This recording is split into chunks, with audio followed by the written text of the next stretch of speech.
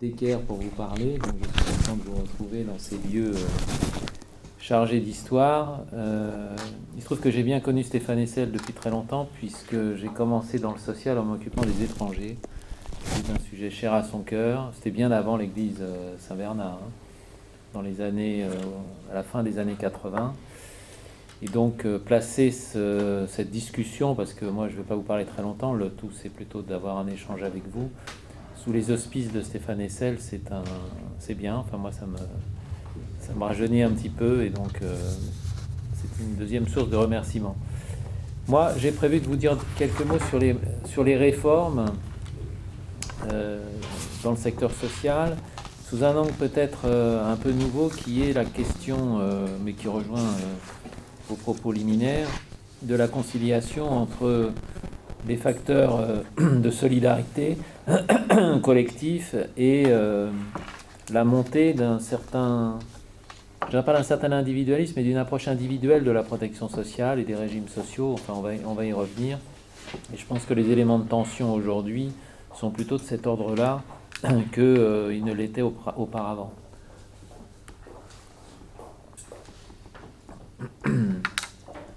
Alors, à titre liminaire, je dirais que sur les questions de réforme, le social n'échappe pas à une règle française qui est que on s'interroge assez peu sur la raison pour laquelle on réforme, et on plonge directement. C'est vrai dans l'éducation, c'est vrai dans la défense, c'est vrai dans la justice, etc., dans l'organisation et les sous. Voilà. Alors, il arrive, j'y reviendrai, qu'on réforme essentiellement pour des raisons financières, au demeurant parfaitement légitimes. Mais en règle générale, c'est vrai dans les entreprises aussi. On réforme. Donc voilà, il y a une sorte de mouvement permanent qui fait que le sens de la réforme passe souvent derrière le fait qu'on va réformer, soit de petites choses, soit de grandes choses. Et quand on s'attache aux régimes sociaux, à la protection sociale au sens un peu macroéconomique, il y a au fond deux axes de réforme.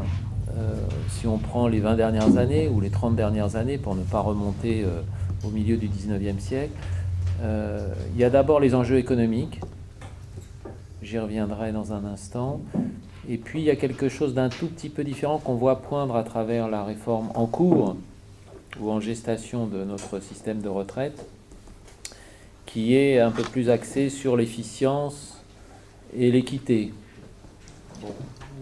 l'efficacité et l'égalité, voilà. Et qu'on retrouve dans des domaines un peu différents, mais tout à fait majeurs de la protection sociale, comme la politique de santé, par exemple, ou les questions, elles aussi d'actualité, liées au vieillissement. Alors, le registre budgétaire ou financier, il n'est pas anormal de s'y arrêter 2 minutes, puisque, retenez un seul chiffre, hein, les dépenses de protection sociale en France, c'est 1/3 du produit intérieur brut. Voilà, tout rond. Donc, ça veut dire que quand la France produit 10 euros, elle consacre 3,50 euros à peu près à la protection sociale. Au sens large, donc les 3 branches de la sécurité sociale, maladie, famille, vieillesse, retraite, et l'assurance chômage et les dépenses sociales des collectivités locales. Bon, on est de très loin, tout juste derrière le Danemark, qui a quand même un système un peu différent du nôtre, essentiellement financé par l'impôt. Les plus gros contributeurs aux régimes sociaux, en tout cas par le biais de financement public. Voilà. Et donc c'est la raison pour laquelle le débat chez nous, en tout cas depuis au moins les ordonnances de 67, qui commencent à dater un petit peu, vous en conviendrez, c'est souvent articulé, organisé autour de l'idée de faire des économies, en tout cas d'infléchir la pente des dépenses, c'est-à-dire plutôt de dépenser un peu moins que ce qui était prévu, avec une croissance mesurée. Et c'est notamment quelque chose qui a traversé toute l'histoire de l'assurance maladie depuis une 50aine d'années. Et puis il y a des questions d'efficacité, d'efficience, d'équité. Alors l'efficience, ça embarque aussi des notions économiques, évidemment. Donc l'idée, c'est de faire mieux avec autant ou de faire la même chose avec moins, ce qui est beaucoup le cas notamment dans la sphère hospitalière en ce moment. Mais il y a aussi des questions d'équité, d'égalité. Par exemple, si le débat autour du vieillissement rebondit de manière un peu cyclique, c'est non seulement du fait de la loi D1 de la démographie qui fait que nous vieillissons, nous sommes dans une société vieillissante, mais qu'il y a objectivement un angle mort dans cette politique aujourd'hui, qui est ce qu'on appelle le reste à charge des personnes âgées, notamment celles qui sont hébergées en établissement, en maison de retraite, qui est un reste à charge qui devient de plus en plus intolérable. Et donc, à échéance régulière, les pouvoirs publics, quelle que soit d'ailleurs leur orientation partisane, il faut bien le remarquer, même si le social penche toujours un peu plus d'un côté que de l'autre dans notre pays, on y reviendra, se penchent sur cette problématique et essayent de trouver des solutions, alors soit assurantielles, soit solidaires, avec la journée de solidarité consécutive à la grande sécheresse de 2003, soit d'une autre manière. Alors, je voulais revenir sur cette problématique de l'individualisation des droits sociaux, parce que je pense que c'est une grille de lecture assez intéressante. Je commencerai par rappeler qu'il y a toujours eu un certain équilibre, contrairement à ce qu'on nous dit aujourd'hui, entre solidarité, socle collectif de droits sociaux et individualisation des droits sociaux. Depuis toujours. On a une protection sociale qui est assez familialiste dans notre système, et pas uniquement parce qu'elle comporte les prestations familiales.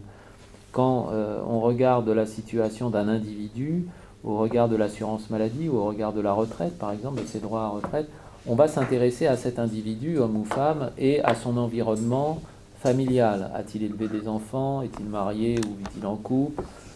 A-t-il ou a-t-elle charge d'âme, etc., etc. Donc il y a une certaine forme d'individualisation, c'est-à-dire que ce n'est pas 10 euros pour tout le monde ou 1000 euros pour tout le monde, type revenu universel, on y reviendra si vous voulez, et on passe à autre chose. Donc toujours, la réglementation sociale française, qui est d'une infinie complexité pour cette raison, et pas uniquement parce que les gouvernements ou les parlementaires ont un tempérament joueur, s'est attachée à définir des critères qui permettent de cerner au moins des catégories d'individus. C'est vrai de l'assurance chômage, on n'indemnise pas les chômeurs de manière forfaitaire, on va regarder quel était leur salaire, quelle est leur ancienneté, combien ont-ils cotisé, quel est leur statut, etc., etc., quel est leur âge aussi, le cas échéant. Et donc il y a toujours eu cette dose d'individualisme, ou d'individualisation plus exactement, dans nos régimes sociaux. Et il y a en parallèle un cadre collectif, qui est celui de la répartition, qui fait que, et c'est tout le génie du plan de Pierre Laroque en 1944-45, dans nos régimes sociaux, les cotisations encaissées aujourd'hui servent à payer les prestations aujourd'hui ou dans les jours qui viennent. Donc on est dans un système où ce qu'on appelle la capitalisation, on y reviendra aussi si vous voulez, a encore peu de place. Tout notre système est un système de répartition. Ce sont les cotisations des entreprises, des salariés et des autres catégories d'actifs encaissés au mois d'octobre qui vont permettre, selon des dates différentes d'ailleurs, de payer les prestations de sécurité sociale ou de protection sociale ou d'assurance chômage fin octobre ou début novembre selon leur système. Donc, vous voyez, on a un système qui est collectif, qui est macroéconomiquement collectif et qui d'ailleurs, s'il ne l'était pas, disparaîtrait, puisque évidemment les risques sociaux à 35 ou 34% de PIB sont inassurables par d'autres que la protection sociale, mais qui en même temps essaye d'affiner les modalités de couverture aux besoins, autant que faire se peut, des individus. Alors sur la non-assurabilité du risque, je vous livre, il y a prescription, donc je peux le dire, un souvenir de jeunesse. Je me rappelle avoir discuté il y a fort longtemps avec M. Bébéard, à l'époque où AXA était encore une petite société d'assurance, qui nous avait dit, on était plusieurs, je veux bien prendre en charge l'assurance maladie au premier franc. On lui avait dit banco, vous savez, comme dans l'histoire de Coluche avec l'échange des barils d'Ariel. Et puis il s'est vite rendu compte que ça ne pouvait pas fonctionner, on n'en a plus entendu parler. Seule la puissance publique, à travers les régimes de protection sociale, peut assumer un tel volume de dépenses. Donc retenez que les dépenses de santé au sens large, c'est à peu près 10 points de produit intérieur brut par an, et que les dépenses de retraite, c'est 14 points. Donc sur mes 34-35%, on a déjà 24-25% qui sont liés à ces deux grands blocs. Donc première remarque, on a toujours vécu dans un système assez mixte entre une approche plus individuelle et un cadre collectif. D'ailleurs, d'une certaine manière, ça a commencé dès la Libération, puisque le plan Laroque reposait sur le principe des 3 U, unité, uniformité, universalité. Unité, un seul régime de protection sociale. Uniformité, les mêmes droits pour tout le monde et les mêmes devoirs. Universalité, on couvre tout le monde. Ce que nous avons réussi collectivement depuis lors, c'est l'universalité. universalité des prestations familiales en 1978, ça commence à dater, c'est-à-dire que tous les Français, quelle que soit leur profession ou leur absence de profession, ont les mêmes droits en matière ont les mêmes droits familiaux, hein, puisque la famille n'est pas un risque a priori. Universalité aussi de l'assurance maladie grâce à la CMU et aux réformes du précédent quinquennat qui ont créé ce qu'on appelle la protection universelle maladie. Désormais, vous êtes assuré social en matière de maladie ou contre la maladie ou en matière de santé à raison de votre résidence et plus de votre catégorie professionnelle ou de votre statut. Vous résidez en France, vous êtes français ou étranger, vous résidez en France de manière régulière au sens juridique du terme, vous êtes assuré à l'assurance maladie et il n'y a plus de notion d'ayant droit, etc. Tout le monde l'est à ce titre-là, y compris évidemment les personnes qui ne travaillent pas et qui auparavant étaient simplement ayant droit. Donc les 3U ont vécu très vite puisqu'on a fait l'universalité, mais l'unité et l'uniformité, ça a duré 1 an, puisque les régimes spéciaux de retraite datent de 1946. Dès 1946, plusieurs grandes catégories socio-professionnelles, notamment les indépendants et les agriculteurs, les exploitants agricoles, ont dit nous, on ne veut pas rentrer dans le régime général, on préfère avoir une protection sociale plus réduite que les salariés et payer moins de cotisations. Et c'est parti comme ça, les régimes spéciaux, et nous sommes aujourd'hui à la tête de 37 régimes de retraite, record du monde battu, d'où la réforme sur laquelle, si ça vous intéresse, on pourra revenir dans un instant. Alors, ce qu'on peut dire en deuxième point, c'est que cette tendance à l'individualisation, elle est quand même plus forte aujourd'hui qu'elle ne l'était hier. Hier, on avait une certaine forme d'équilibre. Aujourd'hui, on voit bien qu'on est en train de glisser petit à petit vers une approche plus orientée encore vers l'individu que ça n'était le cas jusqu'à présent. Alors, les symptômes de cela, c'est la mise en place d'un certain nombre de nouveaux dispositifs, dont un cher à mon cœur qui est le compte personnel d'activité. Donc l'idée c'est que chacun dispose d'un compte sur lequel vont transiter un certain nombre de droits sociaux et l'idée de ce compte c'est que d'une part on y voit plus clair dans le montant des droits et d'autre part ces droits puissent être mutualisés, mobilisés et circuler à la demande de la personne auquel ils appartiennent. Par exemple, il y a une donnée très importante là-dedans qui est la question des temps, compte épargne-temps, éventuellement retraite, éventuellement droit à congé, éventuellement congés parentaux. On voit bien que dans la société française actuelle, l'un des paradoxes que nous avons à affronter, c'est que, en particulier dans la vie active, les populations ou les classes d'âge qui auraient le plus besoin de temps sont celles qui en ont le moins. Et les populations qui ont un peu moins besoin de temps sont celles qui en ont le plus. Bon, je caricature un peu, mais c'est vrai qu'en particulier pour les femmes, sur lesquelles pèse quand même toujours, malgré les déclarations enflammées des uns et des autres, l'essentiel des charges de conciliation vie familiale, vie professionnelle. Si vous considérez par exemple des femmes qui ont une trentaine d'années et qui sont au début de leur carrière ou dans les premières années de leur carrière, elles n'ont pas de temps, très peu de temps. Voilà. Et donc cette idée du CPA, c'était de rendre possible la mobilisation du temps, soit pour faire une pause, soit pour s'occuper le cas échéant de sa famille, soit pour mener à bien un autre projet professionnel. Mais la contrepartie de ça, c'est qu'évidemment, tout le monde n'a pas exactement les mêmes droits, puisque le compte est orienté vers la personne. Plus proche de nous, le compte personnel de formation, qui a été créé en 2015 et qu'on est en train de développer. Je dis on, puisque il se trouve que c'est la Caisse des dépôts qui le gère. Compte personnel de formation, ça veut dire quoi? Ça veut dire que dans 1 an d'ici, chaque salarié, chaque demandeur d'emploi et à terme, chaque indépendant, chaque fonctionnaire aura un compte doté de 500 € par an. Donc pendant 10 ans, ça fait 5 000 €. S'il est au chômage, ça sera 800 € par an et pendant 10 ans, 8 000 €, qui lui permettra de définir son projet professionnel, de repérer la formation qui correspond à ce projet professionnel, de s'inscrire dans la formation de son choix et de déclencher le paiement et d'y aller. C'est quand même une approche un petit peu radicale quand même. Bon. Personnellement, je trouve que c'est quelque chose de très bien. Je vous dirai après quels sont les dangers auxquels il faut veiller à travailler. Mais ça repose quand même beaucoup sur l'idée que c'est la personne, fût-elle accompagnée, qui est en face de son projet, ce qui suppose déjà qu'elle les définit de manière solide, et qui va devoir faire, encore une fois, avec un accompagnement, mais qui va quand même devoir faire un certain nombre de démarches.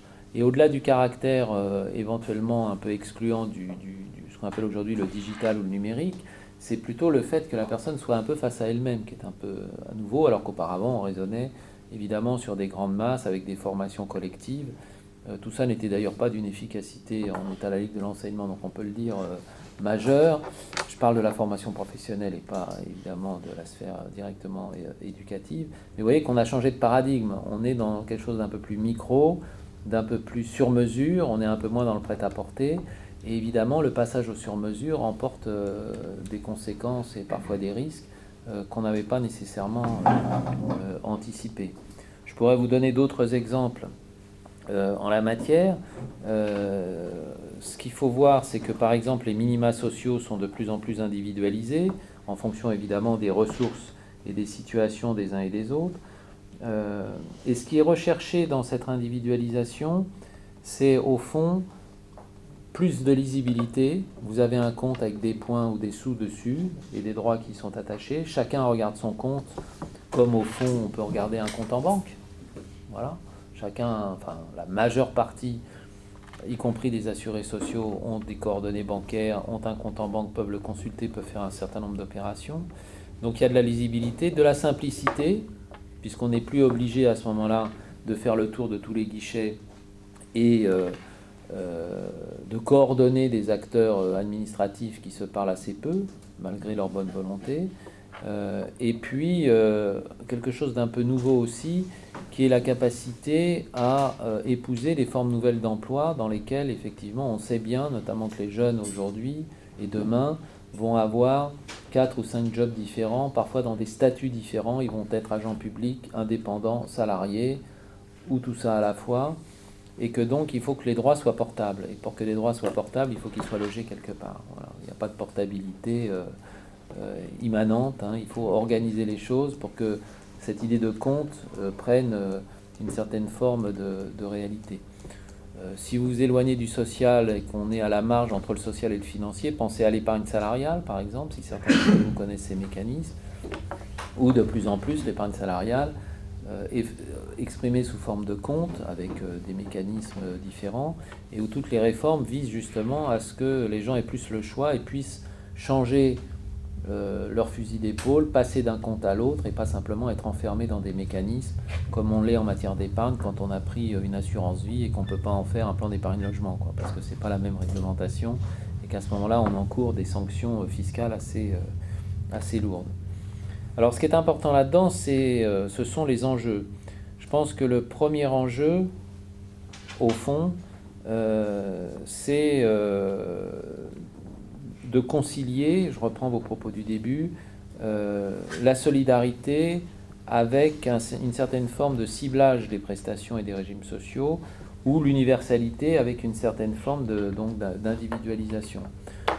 À titre personnel, sous certaines réserves, ça me semble jouable, parce que c'est pas au même niveau que ça se joue. Ce qui doit rester collectif, c'est le socle financier de la solidarité. Par exemple, dans la réforme des retraites qui s'annonce, on peut penser ce qu'on veut des régimes par points, qui d'ailleurs existent largement pour les salariés, puisque je vous rappelle que toute la protection complémentaire des salariés est en points, via l'ARCO et la GIRC. Mais la question de base, c'est au fond comment ces régimes sont alimentés. Et ils sont alimentés par des cotisations et ils vont prévoir un certain nombre de mesures en matière de solidarité en cas d'interruption de travail, de chômage, etc. Et donc la question c'est quel est le vecteur de la solidarité ? Le vecteur de la solidarité, c'est la répartition. C'est-à-dire qu'à partir du moment où le futur régime dit universel permettra à tout actif, quel que soit son statut, de cotiser et à tout employeur de cet actif, public ou privé, de cotiser à l'intérieur du régime, à ce moment-là, on aura une masse financière qui sera suffisante pour, d'une part, mettre en œuvre des retraites d'un niveau décent et d'autre part, maintenir les mécanismes de solidarité. Donc, en matière de retraite, la clé, c'est la répartition. C'est vrai aussi en matière de maladie et en matière de famille. Parce qu'au fond, quand on regarde la protection sociale en surplomb, ce sont les jeunes qui cotisent pour les vieux en retraite, ce qui est bien naturel. Ce sont les bien portants qui cotisent pour les malades, ce qui n'est pas non plus complètement stupide. Et ce sont les familles pourvues de peu d'enfants et de revenus confortables. Il y a généralement une certaine corrélation entre les deux, qui cotisent, si je puis dire. Enfin, c'est un peu une vue de l'esprit, ce sont plutôt les entreprises qui cotisent, mais enfin, c'est du salaire différé, tout ça. Donc, ce sont ces familles-là qui cotisent en direction de familles, non pas nombreuses, mais en tout cas un peu plus dans le besoin sur le plan social. Donc, la solidarité est liée au mode de financement des régimes sociaux. Donc, on peut garder, me semble-t-il, ce socle solidaire et aller vers un peu plus d'individualisation des droits. La question étant de savoir jusqu'où. Voilà. Et donc, c'est une question qui n'a pas forcément de réponse très simple. On est au début de cette évolution, mais je la souligne. Parmi les risques que l'on peut voir poindre, je pense qu'il y en a deux qui se rejoignent. Il y a un risque de fracture numérique ou d'accessibilité numérique qui n'est pas nul, qui est assez lié aux questions d'âge et je dirais, de difficultés sociales, on va dire ça comme ça, qui se réduit avec le temps, puisque le taux de couverture de la France, comme des autres pays qui l'environnent, sur le plan numérique ne cesse d'augmenter, y compris à des âges relativement avancés. Mais l'accessibilité numérique, ça n'est pas simplement disposer d'un accès numérique, c'est être relativement à l'aise avec des processus qui deviennent un peu compliqués, même si on les simplifie, qui deviennent compliqués. Moi, j'ai toujours considéré que l'une des grandes réussites de la République en matière numérique, c'est la feuille d'impôt en ligne. Je ne sais pas si vous considérez la même chose, mais enfin, je me rappelle la première quand on l'a lancée en 2001 et où on en est 17 ou 18 ans après. Je ne parle pas de la retenue à la source, je parle de l'outil de la Direction générale des impôts, qui pour une matière aussi complexe que la législation fiscale est plutôt bien fichue, mais qui est la seule grande application sur laquelle aujourd'hui on n'est pas un taux de rejet par la population significatif. On est encore dans des mécanismes, je le vois moi avec nos régimes de retraite, où malgré tous nos efforts, malgré les plateformes téléphoniques, malgré les explications, il y a une sorte de barrière un peu psychologique et qui ne va pas se résoudre dans les 6 mois. Donc, premier sujet qui va vous paraître très terre à terre, c'est bien beau de faire de l'individualisation des droits avec des comptes en ligne, des trucs très designés, très efficaces, etc. Mais si les gens ont du mal à se connecter et à circuler dessus, et en particulier ceux qui sont les plus prioritaires à cet effet, à cet égard, on va avoir une difficulté. Donc le deuxième enjeu qui est lié au premier, c'est l'accompagnement. Alors il y a l'accompagnement par les services sociaux qui font ce qu'ils peuvent, qui souvent font beaucoup, notamment en matière de minima sociaux. Il y a l'accompagnement professionnel, notamment dans ce que j'évoquais tout à l'heure du compte personnel de formation. Pour avoir un projet professionnel, il faut pouvoir en parler. Donc il y a un système qui s'appelle le Conseil en évolution professionnelle, qu'on a mis en place en 2013, mais qui n'a pas vraiment pris, sauf dans la sphère très circonscrite de Pôle emploi et des demandeurs d'emploi, mais qui, pour les autres salariés, est quand même inégalement répandu. Il vaut mieux être cadre dans une grande entreprise que non cadre dans une petite, pour aller vite. Et il y a toujours cet effet un peu de distorsion lié à l'endroit où vous travaillez. Voilà. Un salarié en bas de l'échelle, en début de carrière dans une quincaillerie, s'il en existe encore en province, et ce que je dis n'est pas une critique du secteur de la quincaillerie, évidemment, sera spontanément un peu moins dans ce qu'on appelle aujourd'hui le mainstream de la formation que le jeune ingénieur brillant de chez PSA, qui va avoir un cursus organisé pour les 10 premières années de son parcours. Donc il faut veiller à ça. Donc ça n'est pas une raison pour ne rien faire, parce que si on attendait que tout le monde soit accompagné, on risquerait d'attendre longtemps. Mais je pense que ce besoin d'accompagnement n'a jamais été aussi fort. Et d'ailleurs, c'est un raisonnement qu'on peut étendre à d'autres sujets que la sphère sociale. Il y a besoin d'accompagnement dans la sphère éducative, il y a besoin d'accompagnement et de travailleurs sociaux dans la sphère sociale pour un certain nombre de situations, notamment de jeunes en rupture. Et la France pêche beaucoup, en particulier par rapport aux pays nordiques, par un dispositif d'accompagnement qui comporte plus de trous que de pleins. Troisième remarque qui peut vous paraître un peu périphérique, mais qui me paraît moi importante, c'est la place du dialogue social dans tout ça. Alors vous savez, on est dans une phase où le Nouveau Monde nous explique que le dialogue social est une perte de temps. Bon, moi je fais partie de l'ancien monde, donc je pense que le dialogue social n'est jamais une perte de temps, même si c'est pénible parfois, et je sais de quoi je parle, que ce soit dans l'entreprise, ou dans une administration ou au niveau national. Essayer de se mettre d'accord, c'est compliqué, hein, voilà. Donc moi j'ai un raisonnement relativement simple, c'est que les réformes sociales peuvent échouer à l'issue d'un dialogue social qui n'aura pas pris. On a tous des exemples de choses qui ont capoté pour des raisons légitimes, qui n'étaient pas imputables à tel ou tel. Moi, j'ai connu entre 2012 et 2017 beaucoup de succès et quelques échecs, parce qu'à un moment donné, les partenaires sociaux ne se sont pas mis d'accord. Mais ce que je sais, c'est qu'une réforme qui n'est pas adossée à du dialogue social ne peut pas fonctionner dans la durée. Alors le dialogue social, c'est pas simplement le club des 8 ou le clan des 8, comme on l'appelle aujourd'hui, qui se réunit nuitamment au Conseil économique et social. C'est tout le dispositif de discussion au niveau interprofessionnel, au niveau des branches, au niveau des entreprises, et parfois un peu plus bas que l'entreprise dans les établissements. On voit bien que toutes les réformes doivent être un peu structurées, doivent être expliquées, et que surtout les intérêts des uns et des autres doivent être défendus. Il m'arrive suffisamment souvent d'être en désaccord avec certaines organisations syndicales bien connues des services pour ne jamais oublier que leur rôle est fondamental et que si elles n'étaient pas là, on ne sait pas très bien qui parlerait à leur place. Une organisation étatique ou nationale ou dans un grand pays industrialisé comme le nôtre qui ne repose pas en partie sur des corps intermédiaires tout en connaissant les limites est quelque chose qui peut assez vite dériver vers d'autres formes de démocratie ou de populisme. Vous voyez, il y a aussi un enjeu politique dans tout ça, hein, à l'heure européenne. Les grandes démocraties européennes se sont organisées quand même historiquement autour du dialogue social, même si chez nous le dialogue social ne se porte finalement pas si bien. Je conclurai en abordant un point un peu d'évolution qui ferait peut-être un peu la synthèse de tout ça. Lorsque j'étais à France Stratégie, on avait beaucoup travaillé, ça avait un peu eu d'écho à ce moment-là, puis on est passé à autre chose tous, sur ce qu'on appelait la protection sociale des actifs. C'est-à-dire l'idée dont la réforme des retraites est en partie issue. L'idée que désormais, il allait falloir revenir un peu à l'universalité, si possible à l'unité et à l'uniformité, uniformité étant celle des droits et des devoirs, hein, bien entendu. Et donc la protection sociale des actifs, c'est peut-être aussi ce qui a pu inspirer le fait un peu curieux qu'on veuille étendre l'assurance chômage à des gens qui démissionnent ou aux travailleurs indépendants, mais c'était un peu ça. C'est l'idée qu'au fond, ce qui conditionne l'accès à la protection sociale, c'est l'activité, et que peu importe le statut.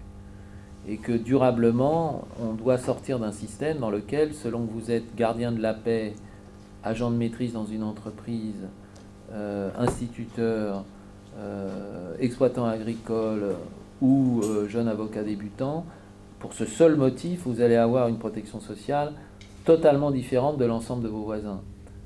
Soit que vous soyez moins couvert en ayant moins de cotisations, soit que vous soyez mieux couvert en cotisant davantage, soit pour certains que vous soyez dans la situation la plus paradoxale, c'est de payer beaucoup pour pas grand-chose, ou d'être très bien protégé pour pas grand-chose. Bon, voilà.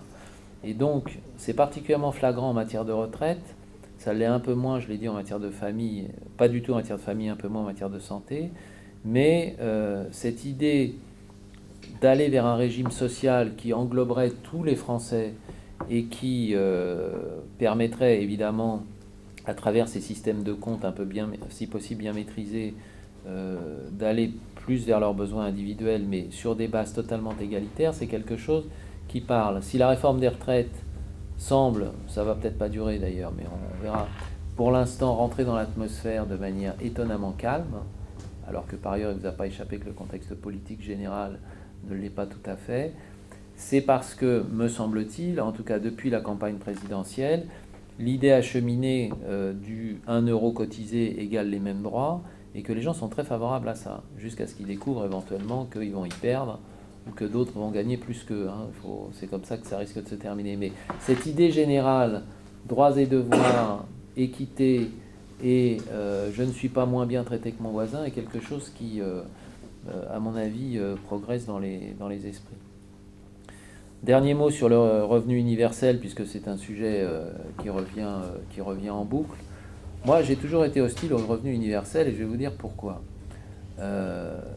Quand un dispositif est défendu par des formations politiques ou par des cercles idéologiques et doctrinaux éminemment respectables qui ne sont d'accord sur rien, c'est qu'il y a une paille dans l'acier. Alors quelle est cette paille ? Vous avez en fond deux manières de faire. Vous avez l'option libérale et l'option 1793. Alors l'option libérale est assez simple, elle consiste à dire on met en place un système de 600, 700, 1000 euros, donc c'est un peu à votre bon cœur, pour tout le monde, riches et pauvres, voilà. Alors, avec cet argument massu qui est que, évidemment, 1000 euros pour le smicard, c'est plus que 1000 euros pour le PDG.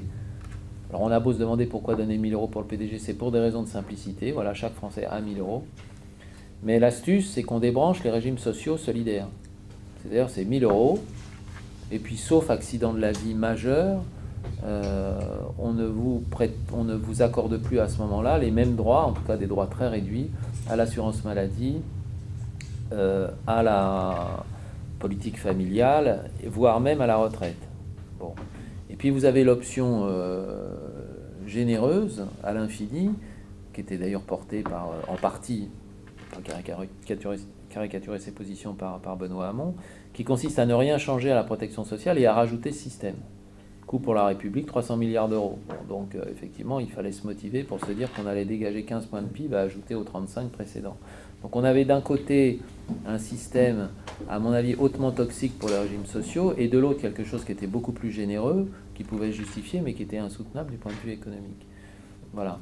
Alors ce débat va-t-il rebondir peut-être à minima, puisque en fait ce que le gouvernement est en train de concevoir, c'est un revenu universel, mais qui serait plutôt le rapprochement de certains minima sociaux actuels pour mettre un peu d'ordre, notamment dans les critères d'éligibilité qui sont différents selon que vous percevez l'âge si vous êtes handicapé, le RSA si vous êtes dans le besoin, ou d'autres minima sociaux liés notamment au vieillissement, notamment l'allocation personnes âgées, l'APA. Voilà.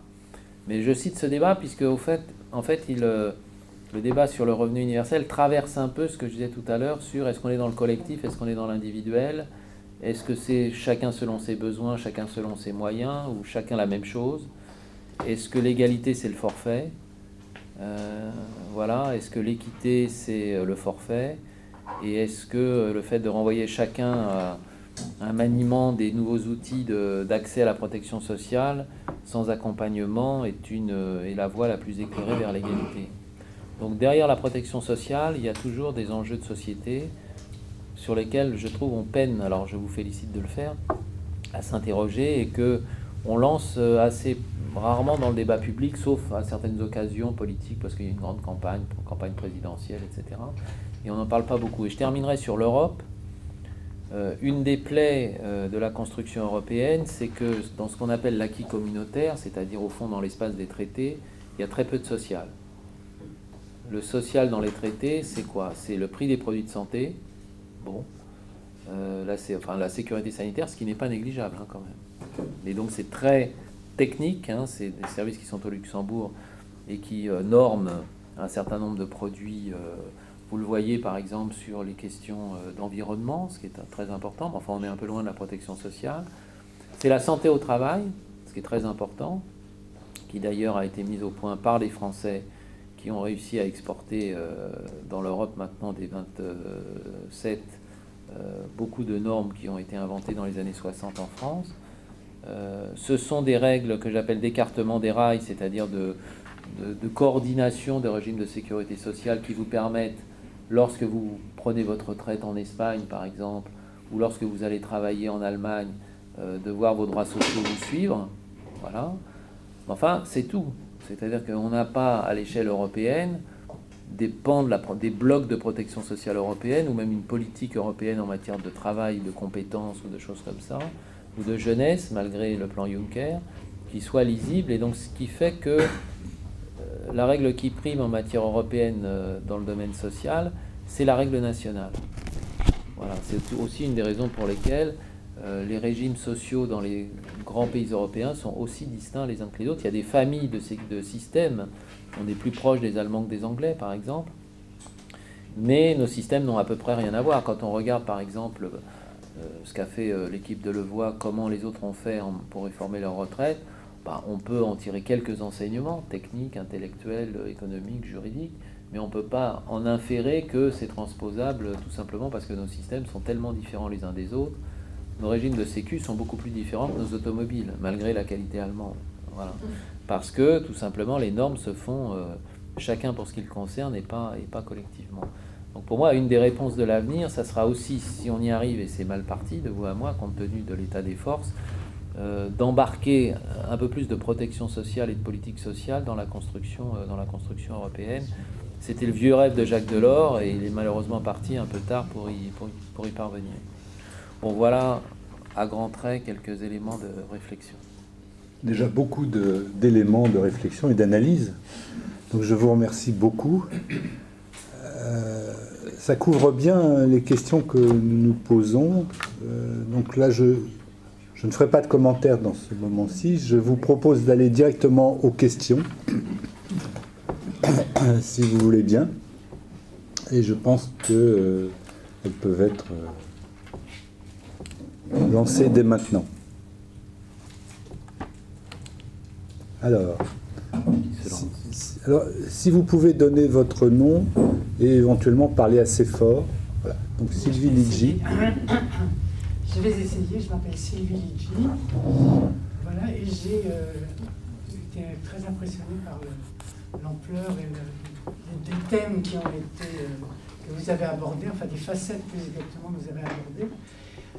Vous avez dit quelque chose qui me semble tout à fait exact par rapport à la retraite et par rapport au titre du Monde, là, au projet de réforme, à savoir que on nous promet que tout le monde sera traité de la même manière, on touchera à la même chose pour chaque euro versé de retraite.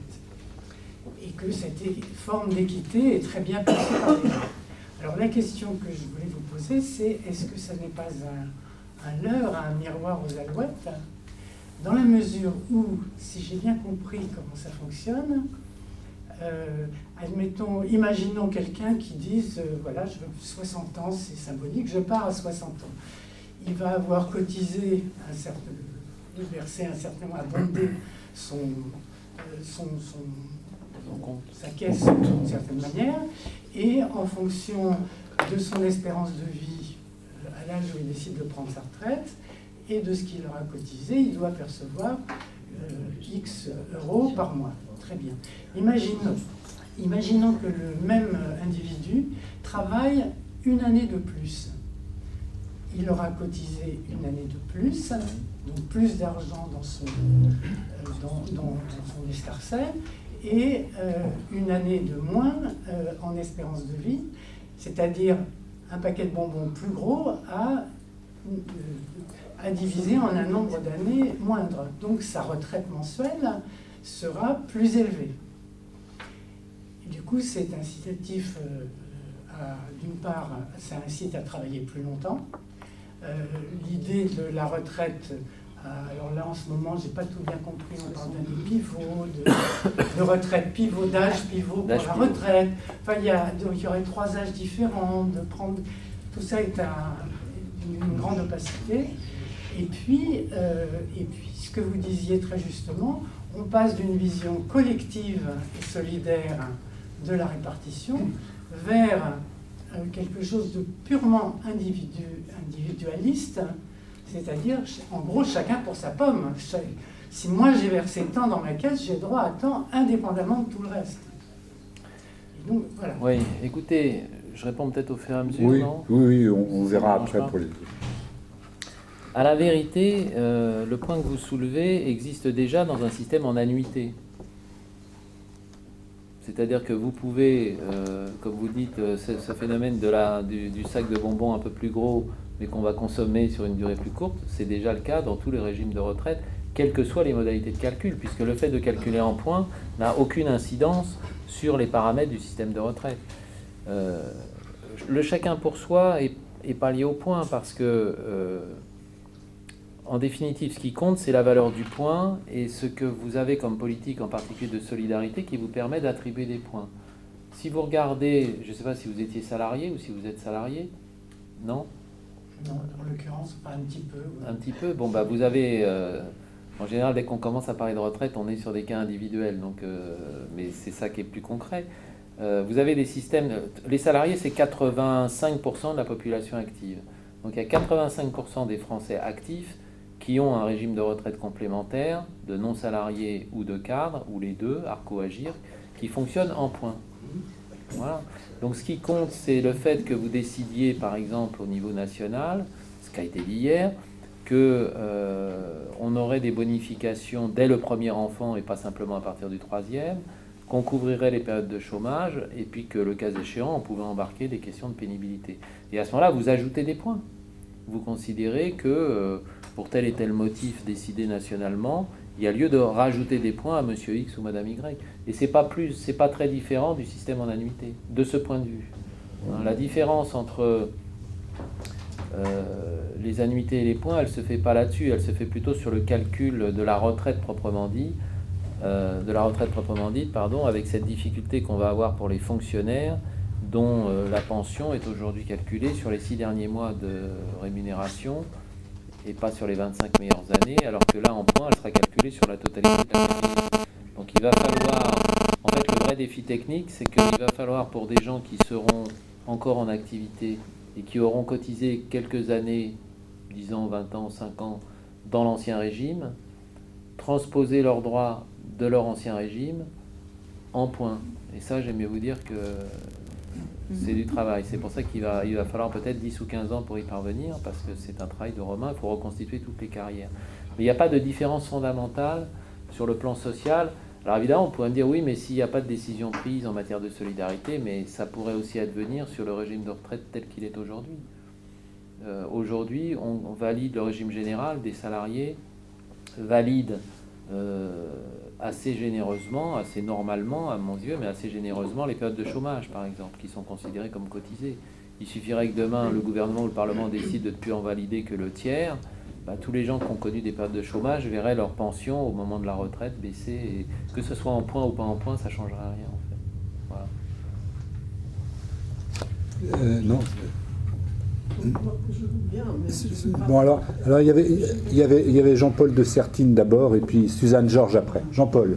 Oui, je voulais juste poser une question, puisque l'on dit on pourra toujours continuer à travailler pour accumuler plus de points. Or, notre ami Patrick Artus a sorti hier ou avant-hier une étude qui n'était pas sur les retraites, dans laquelle il y avait un magnifique tableau sur l'emploi dans les différents pays européens entre 60 et 64 ans. Et on découvre qu'en France, on est autour de 25%, oui. De mémoire. On est à 56% en Allemagne, on est à 60% même en Espagne. Donc, on nous dit qu'il faudra travailler plus longtemps, mais quand on regarde la capacité d'emploi, on voit que c'est une pure vue de l'esprit. Puisque si on ne dépasse pas 25% de capacité d'emploi entre 60 et 64 ans, on aura beau toujours nous dire travailler davantage. Vous êtes dans l'eau, si je puis dire. Vous avez raison. En fait, il y a un peu deux phases dans le raisonnement. C'est-à-dire qu'il y a encore 5 ans, le taux d'emploi des plus de 60 ans était dramatiquement bas. On est passé de 13 à 25, je crois, en 15 ans. Hein. En 15 ans, on a doublé, ce qui est quand même pas trivial. Bon. Il y a un autre chiffre qui m'a toujours frappé, c'est qu'il y a 20 ans, je crois, ou 15 ans, 2 salariés sur 3 qui prenaient leur retraite n'étaient déjà plus en situation d'activité. Avec les phénomènes de pré-retraite qui se sont arrêtés avec le temps, mais enfin qui avaient fait florès au moment des grandes pics du chômage au début des années 80. Rappelez-vous, tous les plans sociaux de la sidérurgie, de l'industrie auto, etc. Donc on avait une courbe démographique qui était vraiment tirée, totalement déformée par rapport au reste du monde, qui était à mon avis problématique. Cela dit, il y a une étude qui vient de sortir, toujours de France Stratégie, qui a été remise à Delevoye il y a 8 jours. c'est peut-être là-dessus d'ailleurs que Artus a fait son papier que je n'ai pas lu, qui porte précisément sur l'emploi des seniors en fait. Hein. Vous avez tout à fait raison. Et il y a même un double effet qui se coule, si je puis m'exprimer ainsi, c'est que c'est bien beau que les gens ne se retirent pas du marché du travail avant un certain âge, mais comme on a toujours une population active jeune et dynamique à qui il faut trouver du boulot, on a un peu de mal à tenir les deux bouts de la corde. Donc en fait, ce qu'on gagne quand ça fonctionne en emploi des seniors, on le perd souvent, même si ce ne sont pas exactement les mêmes emplois, les mêmes qualifications, en matière de chômage. Donc je pense que moi je fais partie de ceux qui pensaient et qui pensent toujours que la France était dans une situation anormale et qu'il était plutôt sain d'avoir relevé un petit peu quand même ce taux d'emploi, mais que là où on est aujourd'hui est probablement le bon équilibre. Voilà. Et que...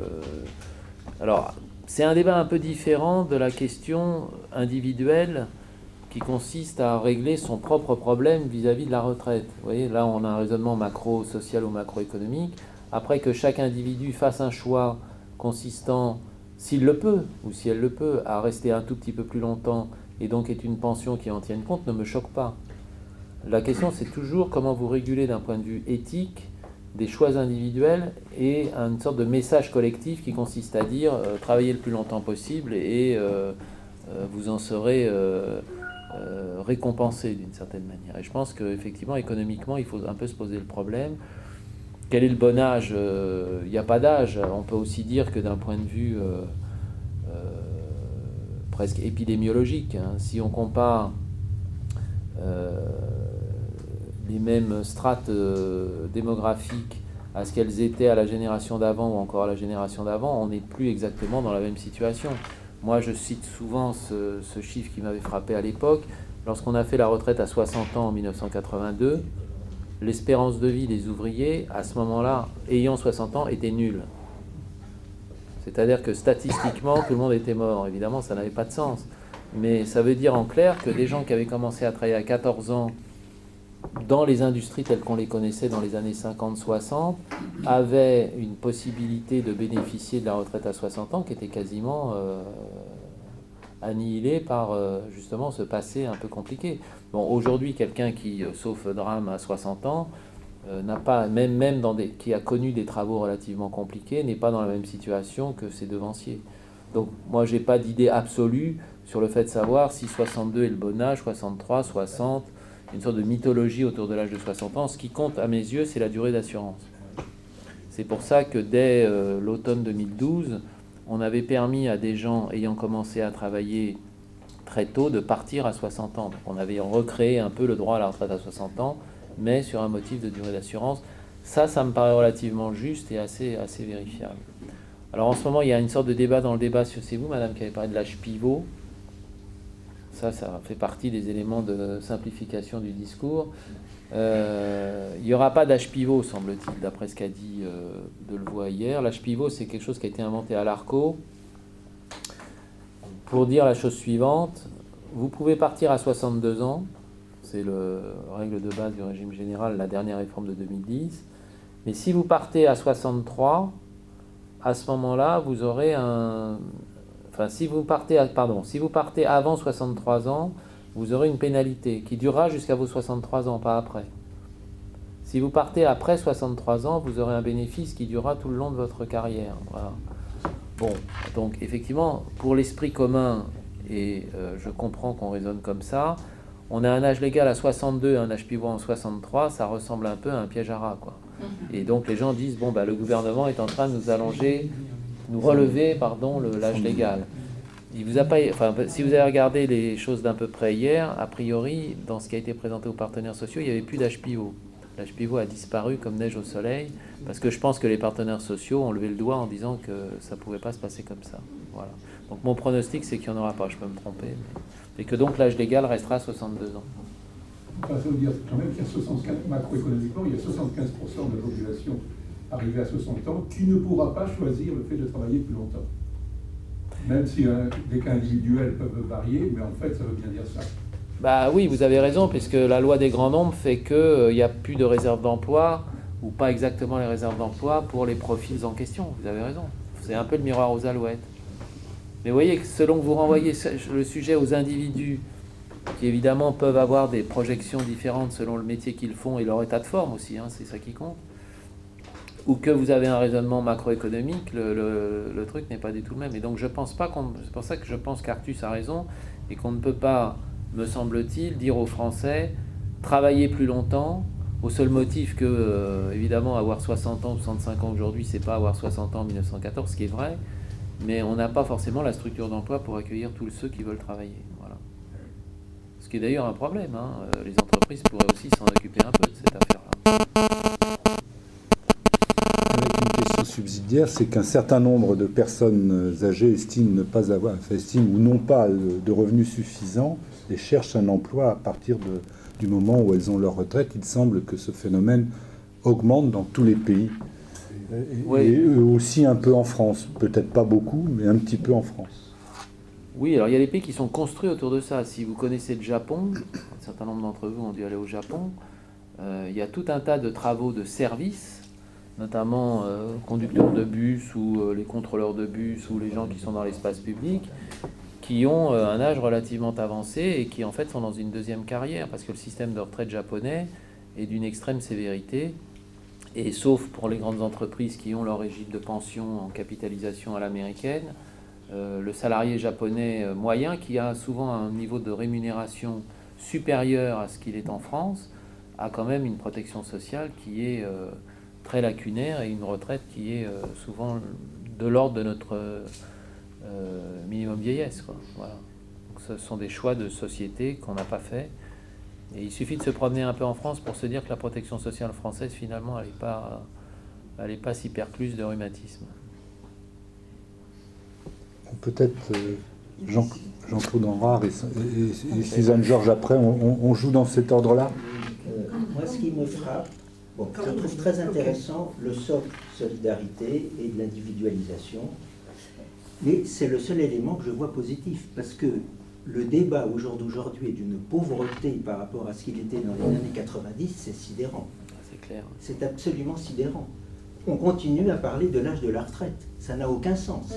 La durée, oui, si on commence à 15 ans, peut-être qu'on peut s'arrêter 40 ans après. Si on commence à 30 ans, parce qu'il y a plein de gens qui commencent à 30 ans.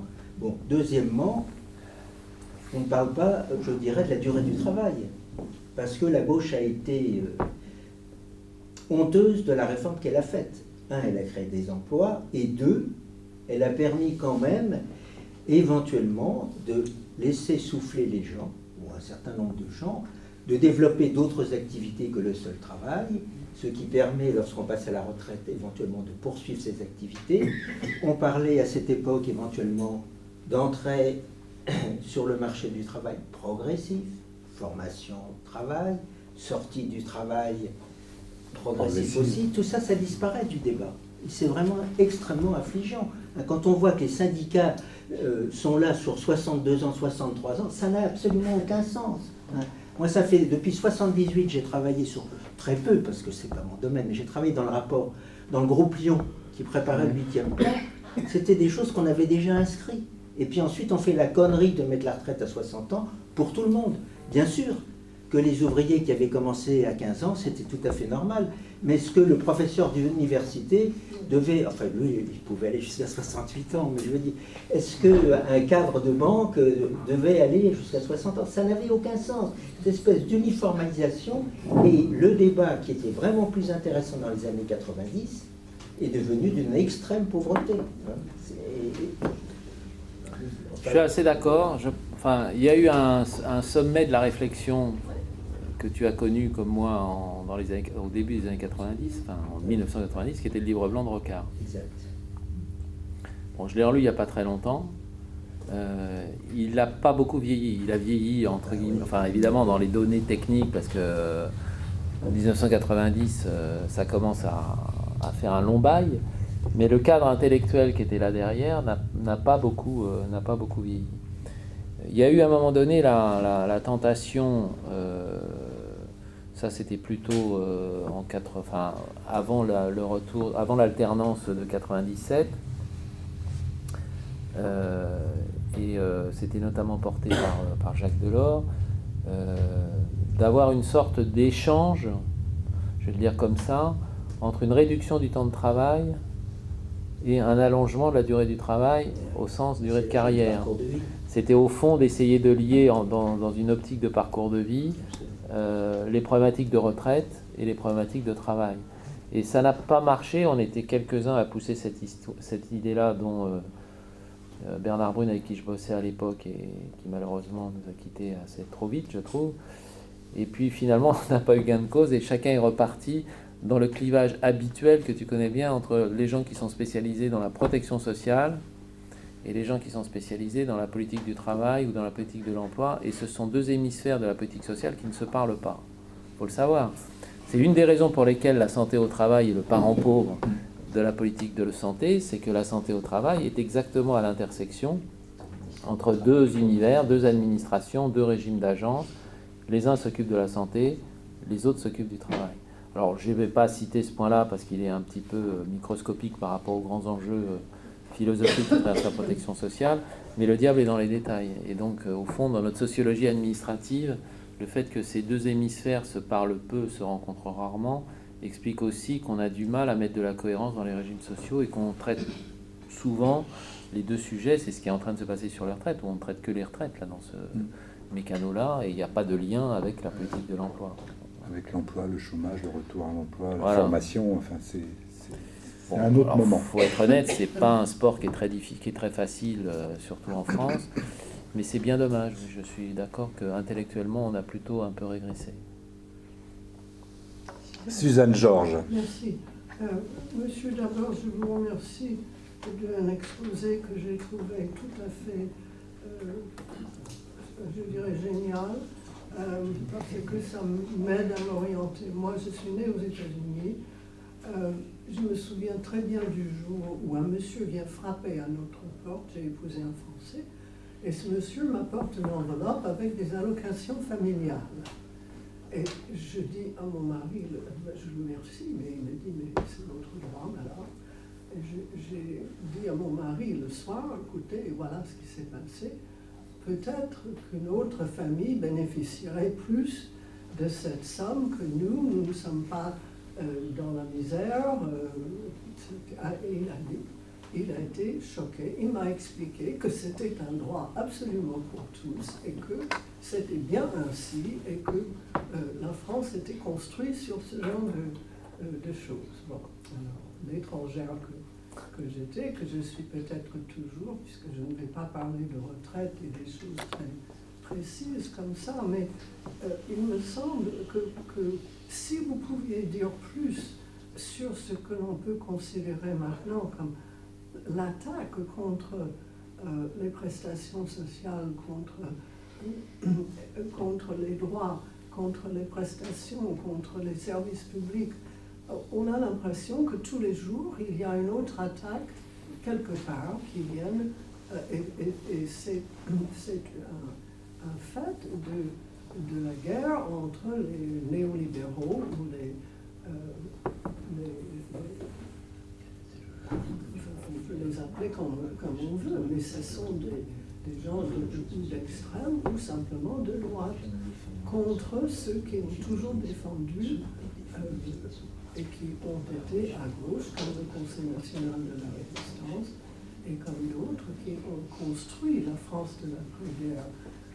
Ce qui m'a aussi étonné et énormément attiré, parce que quand j'explique à des Américains ou à d'autres étrangers, mais surtout que les Français qui ne connaissent pas leur bonheur, que j'ai pu faire en France 2 diplômes supérieurs, que mon mari, à la fin de sa vie, a eu 1 année et demie de soins intensifs, d'opérations, je vous passe le détail, mais quelque chose qui, aux États-Unis, nous aurait obligés de vendre la maison pour payer, que c'est absolument un pays remarquable et qu'il faut être en mesure de défendre tout ça. Alors, je ne vous demande pas d'entrer dans le domaine politique, ce n'est pas votre job, je comprends. Mais est-ce que vous pouvez donner un tableau un peu plus, peut-être, qui inclut les droits individuels, les droits sociaux plus nationaux, etc. Parce que si ça disparaît, c'est pour moi une partie très très importante de la France qui va disparaître. Merci de votre appréciation flatteuse. Bon, je vais parler du Royaume-Uni, mais sans vouloir spécialement cibler les Britanniques, mais c'est quelque chose qui me frappe, parce que j'ai un fils qui vit à Londres, et j'ai vérifié de manière pragmatique et empirique que ma théorie était la bonne. La difficulté en France, c'est que nous avons un système, je le disais tout à l'heure, de protection sociale globale, dans lequel nous investissons le tiers de notre richesse nationale. Oui. Bon, mais personne ne le sait. Et surtout pas les Français. Un tiers du Voilà. budget Du produit intérieur brut, brut. c'est-à-dire que voilà, du PIB, donc le PIB français c'est un peu plus de 2000 milliards, et donc on investit le tiers, à peu près 700 milliards, 750 milliards, dans les régimes sociaux. Et nous ne le savons pas et nous ne le disons pas. Et souvent on compare en comparaison internationale, alors on va se comparer par exemple avec les Britanniques. Les Britanniques n'ont pas d'assurance chômage et ils n'ont pas de politique familiale. Voilà. Donc, quand vous avez un enfant à Londres, sauf si vous êtes dans le plus grand dénuement, auquel cas il y a quand même des services sociaux, eh bien, soit vous arrêtez de travailler, ce qui est un peu brutal, soit vous payez quelqu'un qui, à domicile, va venir garder vos enfants, parce qu'il n'y a pas de crèche, il n'y a pas de système de crèche organisé, il y a quelques crèches d'entreprise, ce qui est extrêmement coûteux, puisque le système britannique est fondé sur des niveaux de compétences pour s'occuper des enfants, qui fait que, en gros, ça vous coûte au minimum 1000 à 1500 euros par mois. Donc effectivement, quand on compare nos dépenses sociales avec celles de nos amis anglais, on peut se comparer en matière de santé, même si eux sont dans un système de service national de santé, on peut comparer un système financé par les impôts et un système financé par les cotisations. On peut à peu près se comparer en matière de retraite, même s'ils ont un système qui est beaucoup plus privé que le nôtre. On peut le faire parce qu'il y a des données macroéconomiques, mais il y a des sujets sur lesquels on ne peut pas le faire, puisque tout simplement nous investissons dans des secteurs qu'ils n'investissent pas.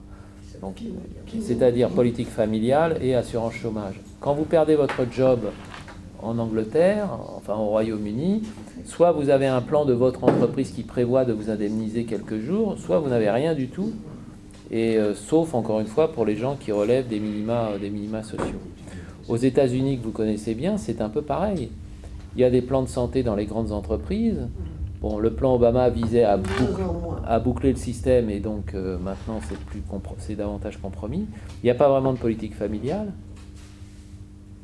Parce que quand vous avez des enfants, il ne se passe rien, sauf si votre plan d'entreprise prévoit quelque chose. Et puis en matière de retraite, il y a des fonds de pension. Et il vaut mieux être dans le fonds de pension de Coca-Cola ou de General Motors que dans le fonds de pension du coin de la rue qui n'existe pas. Donc là aussi, il y a des trous dans la protection sociale qui sont considérables. On a le meilleur système de protection sociale, non pas au monde, mais en termes de protection et de couverture, et votre exemple le prouve bien, des pays industrialisés. Il n'y a pas effectivement d'équivalent sur l'ensemble du spectre, santé, vieillesse, famille, chômage, il n'y a pas d'équivalent quand on se compare au plan international. Alors, après, il y a un deuxième sujet qui est un sujet plus global, qui est défense et illustration des services publics. Là aussi, je pense qu'on a un problème de civisme. C'est que, d'abord, on a un rapport à l'impôt qui est un peu curieux, puisqu'il y a simplement un Français sur deux qui paye des impôts. Donc, le lien entre le financement des services publics et l'impôt n'est pas, à mon sens, suffisamment assuré. Tout le monde paye des cotisations sociales, et pas grand monde ne paye des impôts. Donc, c'est la raison pour laquelle, moi, j'ai toujours été hostile aux réductions d'impôts. Et je pense qu'il faut, au contraire, essayer d'étendre le nombre de gens qui payent des impôts, quitte à ce qu'ils payent un impôt symbolique. Ça ne me choquerait pas que des personnes qui ont des revenus réduits payent un tout petit peu d'impôts. Ça peut être 20 euros par an. C'est simplement le rapport à l'impôt, le consentement à l'impôt, qui fait qu'on commence à imaginer que les services publics ne sont pas une donnée intangible, et que l'éducation, ça coûte cher, la culture, ça coûte cher. La sécurité intérieure, surtout en ce moment, ça coûte relativement cher. Et donc, si vous voulez, je ne vais pas être trop long là-dessus, mais il me semble que si on veut refonder une certaine forme de pacte républicain, il faut réexpliquer, refaire la pédagogie sur les régimes sociaux, sur les services publics, montrer que c'est un choix historique qu'on a fait et qui nous tient, comme dirait l'autre, mais que tout ça a un coût et qu'il faut que ce coût soit assumé collectivement. Il soit assumé en fonction des moyens des gens. Vous savez, c'était la vieille idée de la protection sociale, c'est à chacun selon ses besoins, à chacun selon ses moyens. On cotise selon ses moyens et on reçoit selon ses besoins. Moi, ça ne me choque pas qu'une personne, je dirais, très fortunée soit prise en charge si elle est gravement malade, comme celle qui est moins fortunée. Le système social aura prévu qu'elle ait cotisé bien davantage que le premier ait cotisé bien davantage. L'égalité se fait sur la cotisation en matière de santé. Voilà. Et donc ça, c'est quelque chose qui est totalement enfoui dans le débat public, c'est un peu compliqué, qui n'intéresse plus grand monde et qui fait que on a des services publics qui sont d'autant plus facilement attaqués, je mets la protection sociale à l'intérieur, que pas grand monde ne les défend en ayant conscience que c'est un bien collectif. Et donc il faut restaurer la nature de bien collectif de ces systèmes sociaux, sans quoi je pense qu'un jour on aura des attaques auxquelles on ne saura pas répondre, beaucoup plus violentes encore que ce qui est en train de se passer aujourd'hui. Vous aurez toujours dans une société des gens qui pensent que ça va très bien pour eux et qui ne voient pas pourquoi ils paieraient pour le voisin qui ne travaille pas du matin au soir. Ça, c'est quelque chose qui traverse aussi les milieux populaires. C'est pas simplement un débat entre les riches et les pauvres, comme vous le savez. C'est ce que veulent les néolibéraux. J'ai pas besoin de payer pour notre enfant. Ben exactement. Pourquoi il va à l'école? Ils en sont là aux États-Unis. Votre enfant, si vous ne pouvez pas payer son école, Il va chez lui. il n'a aucun droit. Moi, je n'ai pas de responsabilité pour lui, ni pour sa santé. Tout ce que vous faites, c'est votre possibilité personnelle. Si vous travaillez, vous allez surmonter tout cela.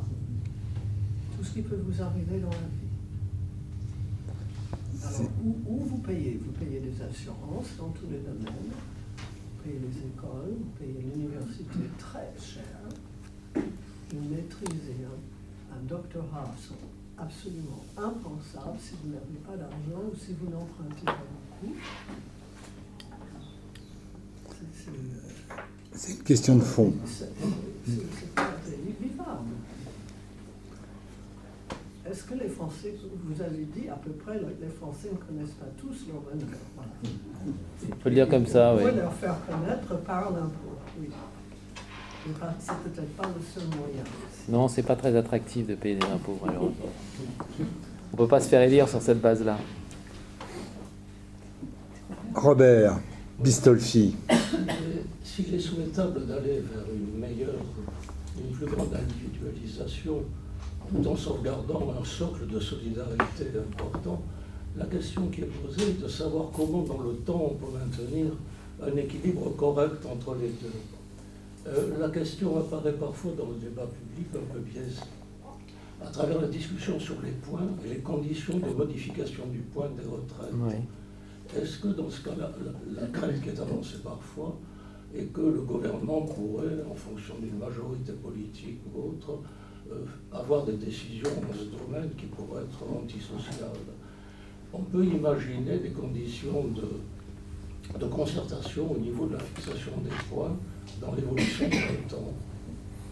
Oui, alors, il y a ce qu'on appelle le pilotage des régimes. Donc, vous avez soit des systèmes à la suédoise de pilotage automatique, c'est une vision aéronautique des retraites. C'est-à-dire qu'en fait, on regarde deux, trois paramètres. On regarde l'équilibre financier du régime en longue période. On regarde on regarde l'équilibre financier du régime, le rendement du régime, c'est-à-dire spontanément quel est le pourcentage de la retraite par rapport au dernier salaire, est-ce qu'il se dégrade, est-ce qu'il s'améliore, etc. Et on regarde la macroéconomie, c'est-à-dire la productivité, le taux de croissance, l'inflation, etc. Et vous avez des mécanismes de correction automatique en Suède, par exemple, qui font que dès qu'il y a un de ces paramètres vitaux qui bouge, on augmente les taux de cotisation ou on va un petit peu réduire la valeur du point. Voilà. Et personne ne moufte, si je puis m'exprimer ainsi, et c'est à la suédoise, quoi. Donc c'est la discipline nordique. On se réveille un matin et on se dit « Ah bah tiens, on a perdu 3% ou on a gagné 3% » parce que c'est la règle commune et que tout ça est à bord. Alors c'est un peu surveillé parce qu'évidemment, il faut que ces données techniques soit manié par par des personnes de l'art, mais ça fait partie du consensus politique.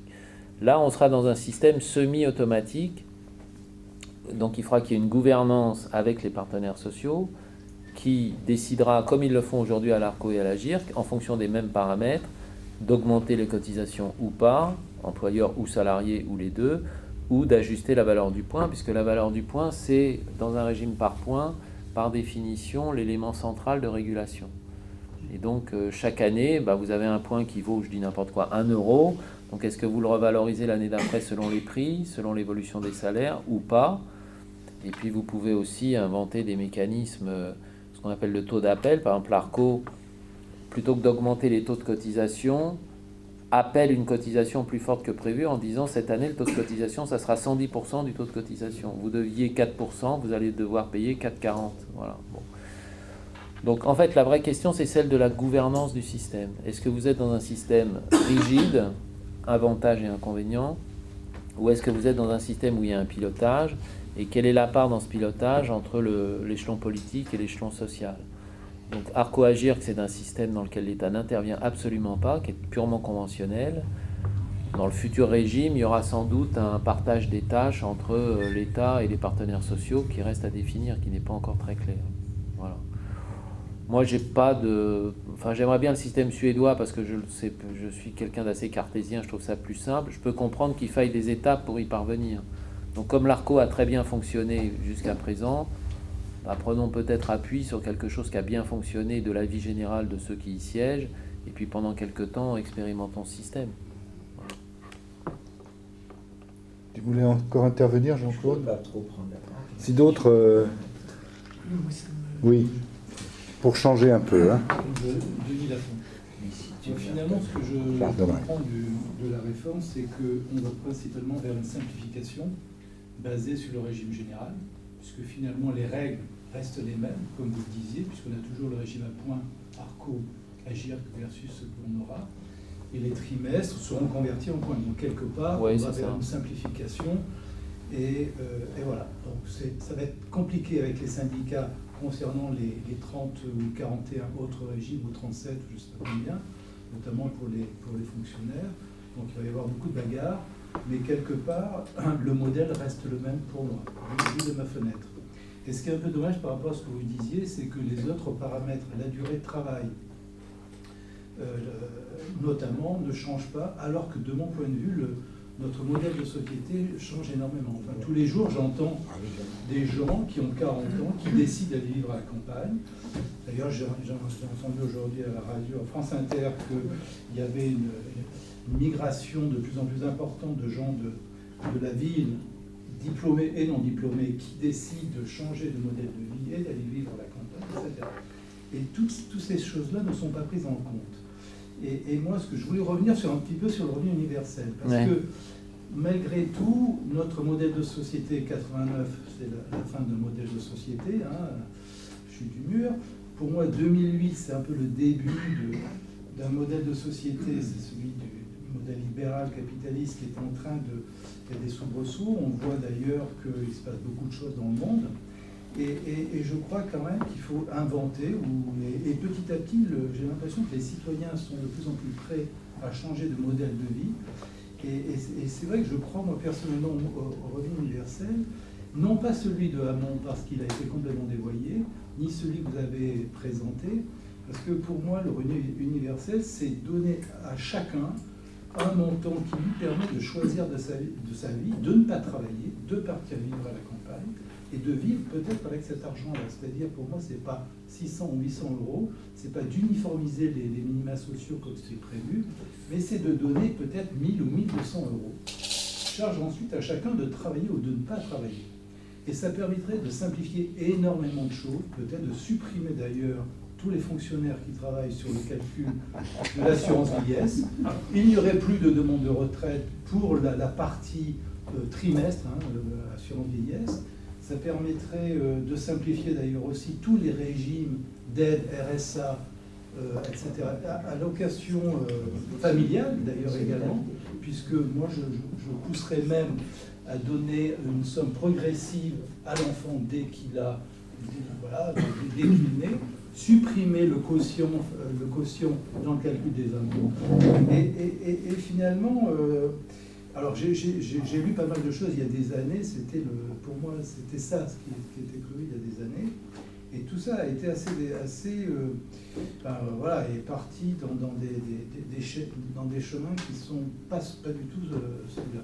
Donc, enfin, c'était plutôt une remarque, si vous voulez, que je voulais Non, faire, mais je comprends. parce que j'ai l'impression que le citoyen est de plus en plus prêt à changer, et en fait, on ne fait que, ce qui est déjà pas mal, hein, parce que la simplification sur la régie, ça me paraît indispensable, mais on ne change pas, quelque part, notre modèle. Voilà. De société. De société. Et on va être vers des variables d'ajustement, parce que j'avais effectivement entendu parler, vous disiez, sur les régimes de la valeur du point, le montant des cotisations. On aura toujours ces variables d'ajustement, et voilà. Sur le régime universel, le revenu universel, il y a une variante avec laquelle il est souvent confondu à tort, qui est une expérience britannique qui a un peu tourné court, mais sur laquelle je pense on peut imaginer quelque chose qui est moins ambitieux que ce que vous dites, qui est un peu le capital de départ.